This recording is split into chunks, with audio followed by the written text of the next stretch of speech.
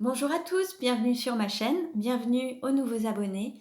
Je remercie les abonnés pour votre fidélité, vos gentils commentaires, vos likes et vos partages. Je vous retrouve aujourd'hui pour un tirage astrologique simplifié pour les personnes du signe du Cancer, de l'ascendant ou du signe lunaire. Nous allons voir quelle est la tendance sur le mois de mars. Pour cela, je vais utiliser différents oracles. Vous retrouverez les références dans le descriptif de la vidéo. Il s'agit d'un tirage général. Je vous invite aussi à aller consulter les vidéos de vos signes lunaires et vos ascendants afin d'avoir des compléments d'informations. Il s'agit d'un tirage général, donc pour un tirage personnalisé, vous pouvez également me consulter. Tout est noté dans le descriptif de la vidéo. Allez, on commence et nous allons voir donc quelle va être la tendance sur le mois de mars pour les cancers. Quelle tendance sur le mois de mars pour les cancers? Quelle tendance pour les cancers sur le mois de mars?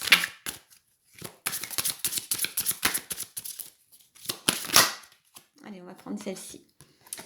Alors, on a manase, interdépendance et rapport humain.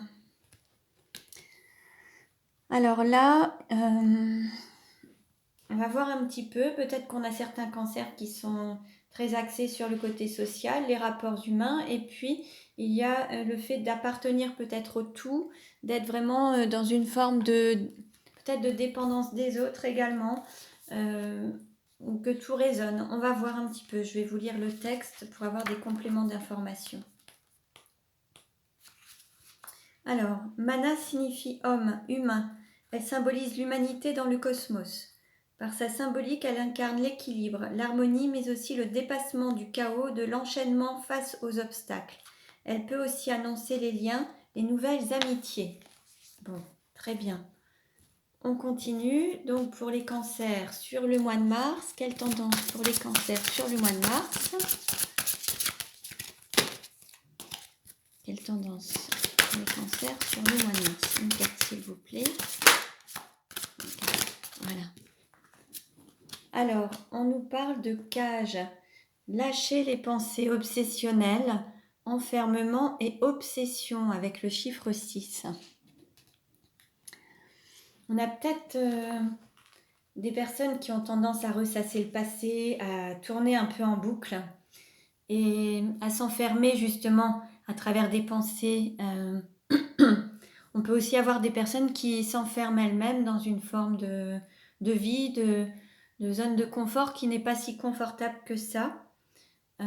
Alors liées aux peurs, liées au mental, certaines aspirent peut-être à une forme de liberté, mais restent enfermées à cause de leurs pensées qui les bloquent et qui leur font peur. Alors je vais vous lire le texte. Pardon. Alors la cage, cette carte nous oriente vers les pensées invalidantes qui empêchent les réalisations. Elle désigne aussi l'enfermement de ces pensées obsessionnelles. Le conseil de cette carte est de lâcher prise même si cela est difficile, rompre l'emprise afin de vous libérer de vous-même. Au niveau sentimental, acceptez ce qui est et allez de l'avant et lancez-vous vers vos créations. Il est bon d'être en harmonie avec la pensée créatrice. Cette carte désigne le mental, une personne dans un questionnement perpétuel. Au niveau professionnel, suggère un milieu professionnel cloisonné, limité et limitant, qui est répétitif, où l'on ressent l'isolement et la déconsidération. Au niveau spirituel, la cage est une carte liée au mental, aux pensées, aux peurs qui reviennent en boucle, qui invalide et provoque la non-réalisation. Elle est la fermeture de l'esprit, un esprit cloisonné. Donc voilà, bon, on va voir un petit peu avec le reste des cartes, comment va se dérouler le mois de mars, donc pour les cancers. Quel message pour les cancers pour le mois de mars? Alors, on nous parle de gratitude. Fais de la gratitude ta nouvelle attitude. Les étoiles vont briller de plus belle sur toi. Tout ce qui existe dans ton monde va devenir lumière. Bon, là il y a quand même une amélioration. Peut-être que certains ou certaines ont tendance à s'enfermer dans une situation à cause de leur mental, de leur peur. Et là, il va y avoir peut-être de nouvelles pensées, de nouvelles choses qui vont se manifester, ce qui va permettre un petit peu à chacun d'évoluer, d'avancer dans leur vie. Alors, on continue et nous allons voir quelle carte représente les cancers sur le mois de mars.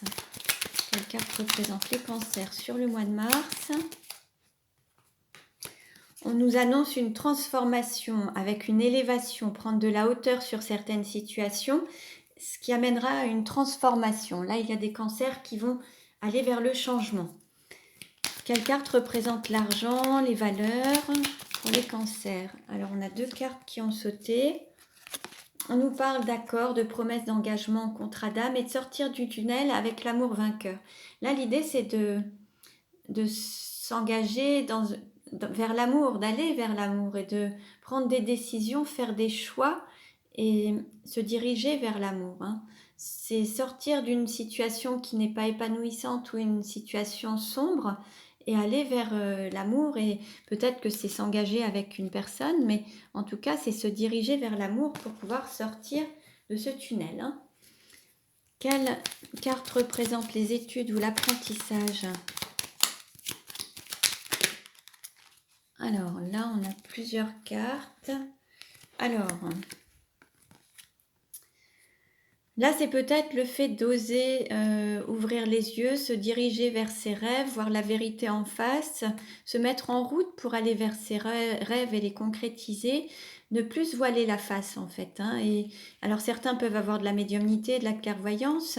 L'idée là, c'est de sortir du tunnel, s'ouvrir au changement, aller vers l'amour comme on a pu le voir précédemment, aller vers ses rêves et apprendre de ses expériences, poser un nouveau regard sur la vie, sur la situation. Quelle carte représente la famille, le foyer, l'intériorité? Quelle carte représente la famille, le foyer, l'intériorité? Alors, 2 cartes ont sauté. On parle de flammes jumelles, de trahison et de kundalini. Alors, il se peut qu'il y ait actuellement une relation de flammes jumelles et possible aussi d'être dans une relation avec une triangulaire, avec une forme de trahison peut-être vis-à-vis d'une énergie tierce. Mais là, c'est surtout se trahir soi-même, ne pas écouter son cœur et ne pas se laisser guider, aller vers son cœur. Là, l'idée, c'est d'écouter son cœur et ne pas se mentir à soi-même et se diriger dans cette relation, en fait. Quelle carte représente l'amour? Quelle carte représente l'amour? L'amour ou le cœur? Quelle carte représente l'amour ou le cœur?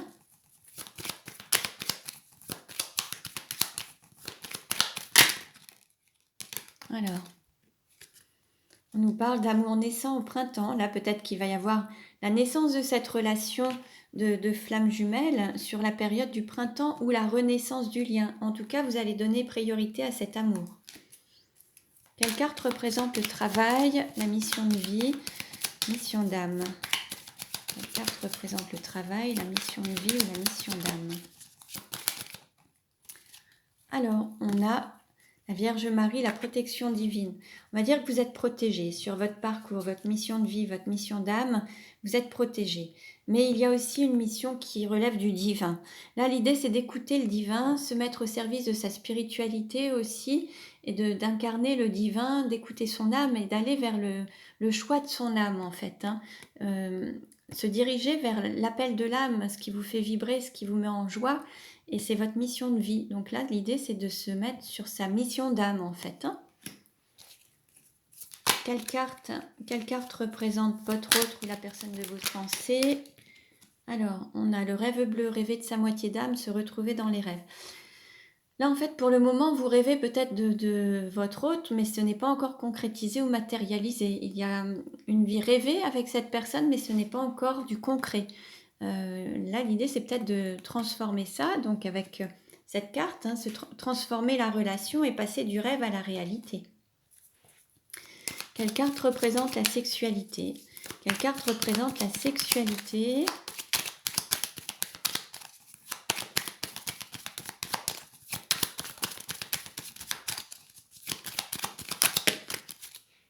Alors, on a 2 cartes qui se sont retournées. On a le féminin sacré avec l'énergie yin et la femme et l'intuition.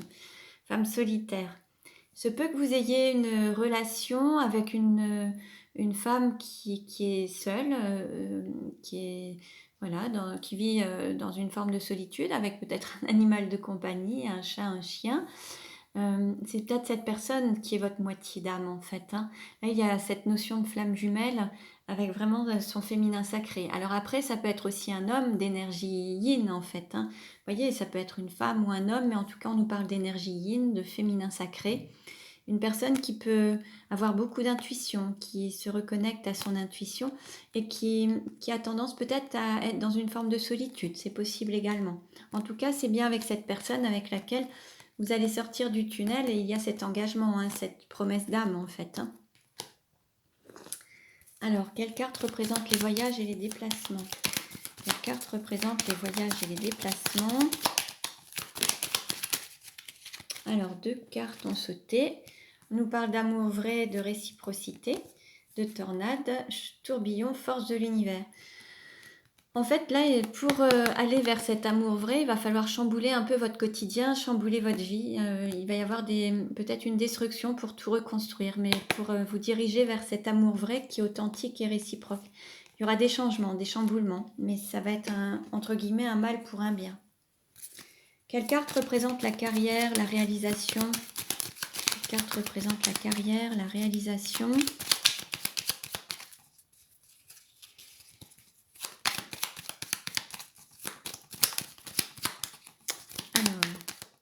Hop. Là, on a une phase d'introspection, de réflexion. C'est savoir comment matérialiser les choses, comment concrétiser les choses, comment concrétiser cette fusion, cet amour de flammes jumelles. Et voilà, peut-être comment sortir de ce sentiment de trahison et pouvoir matérialiser cet amour sacré, cet amour divin. En tout cas, là, on est en phase de réflexion pour mener à bien sa mission d'âme, sa mission de vie. Quelle carte représente la maison, les amis ou l'entourage? Quelle carte représente la maison, les amis ou l'entourage?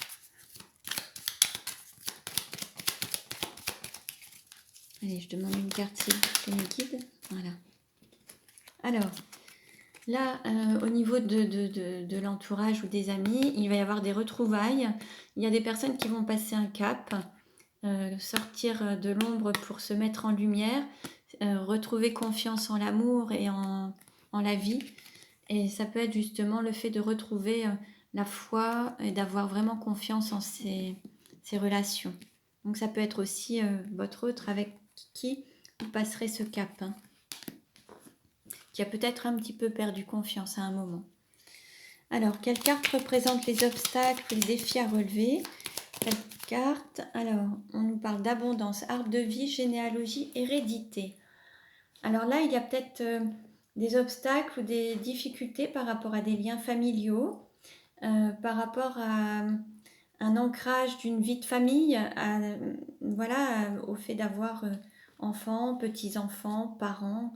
Il y a quelque chose là où il va falloir dépasser ça pour s'autoriser l'abondance, écouter son cœur, aller vers sa mission d'âme en fait, hein. Il y a peut-être des choses en lien avec soit la famille ou des générations, l'hérédité, des liens familiaux en tout cas, où voilà, il y a peut-être des difficultés qu'il va falloir dépasser par rapport à ça. Quelle carte représente la famille, un contexte familial ou le fait de vivre en couple avec enfants, petits-enfants, des choses comme ça, hein. Alors, pour la conclusion, quelle carte représente la conclusion pour les cancers sur le mois de mars? Quelle carte représente? Alors, là, on a beaucoup de cartes, mais je vais les prendre, hein. Alors, on nous parle de peur. Des peurs qui sont bien ancrées, hein. Mais là, l'idée, c'est de prendre sa place et de concrétiser un amour pour être en paix et sortir d'une sorte de dualité, d'inconfort, en fait, hein. Là, l'idée, en fait, il y a une lutte entre le mental et le cœur, ce mental qui amène que des peurs. Et là, il va falloir dépasser ça pour prendre sa place dans la vie sur Terre, donner naissance à cet amour qui n'est pas encore totalement concrétisé par rapport à une sorte d'engagement. En tout cas, il y a des choses qui ne sont pas encore totalement vécues sur Terre pleinement. Et pour être en paix et être dans une relation saine et pure, en fait, hein. Donc l'idée, c'est de sortir de ce désaccord entre le mental et le cœur. Donc voilà pour les personnes du signe du cancer. Donc je vous remercie pour votre écoute. Je vous invite à consulter les autres vidéos concernant vos ascendants et vos signes lunaires. Merci pour vos likes. Vous pouvez partager la vidéo. Abonnez-vous à ma chaîne pour recevoir les futures vidéos.